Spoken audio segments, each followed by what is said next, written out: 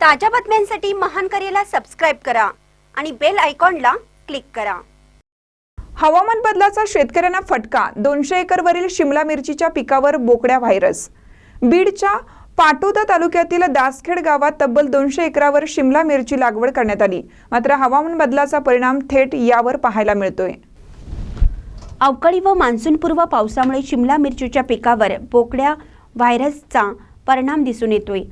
यामुळे 80% पिकाचं नुकसान झालं आहे। तालुका कृषी अधिकाऱ्यांनी नुकसानग्रस्त पिकाची पाहणी केली असून पिकाचे नमुने प्रयोगशाळेत पाठवले जाणार आहेत।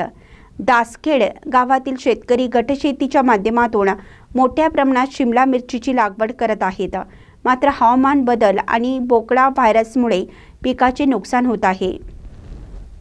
कमीत कमी 1.5 ते पावणे 2 लाख रुपये खर्च आहे। त्याचं मल्चिंग आलं, बेड ओढणे आलं, त्याचा मल्चिंग हातरायला लेबर आलं, ते रोप 2 रुपयाला एक आहे। त्याच्यामुळं एकरी 12,000 रोप बसतं, तर 12 × 24,000 रुपये हा रोपाचा खर्च होतो। मल्चिंग 1800 ते 2,000 रुपयाला बंडल आहे, तर एक बंडल एकरी 6 बंडल लागतात।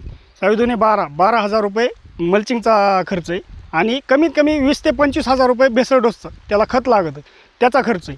आणि लागवडीपासून आज कमीत कमी 7-8 दिवस झालं लागवड होऊन, तर आतापर्यंत कमीत कमी 5 फवारण्या झाल्यात। एका फवारणीला 1,500 ते 2,000 रुपये खर्च, तरी 5 म्हणलं तरी 10,000 रुपये खर्च तो फवारणीचा झाला।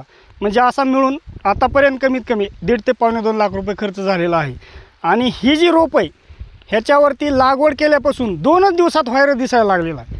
व्हायरस म्हणजे ही पूर्ण झाड असं आकडून जाते आणि ह्याची वाढ होणार नाही, ह्याला एकही मिरची येणार नाही, अशा प्रकारचं हे नुकसान आहे। आणि हे नुकसान कंपनीवाल्यांनी, इंडस आकरा ही कंपनी आहे, कंपनीवाल्यांनी आणि नर्सरीवाल्यांनी हे नुकसान भरपाई करून द्यावी अशी आमची मागणी आहे सर्व शेतकऱ्यांची। तर नाही दिली तर आम्ही ही रीतसर कलेक्टर ऑफिसला जाऊन किंवा कुठेही याची कारवाई करणार आहोत।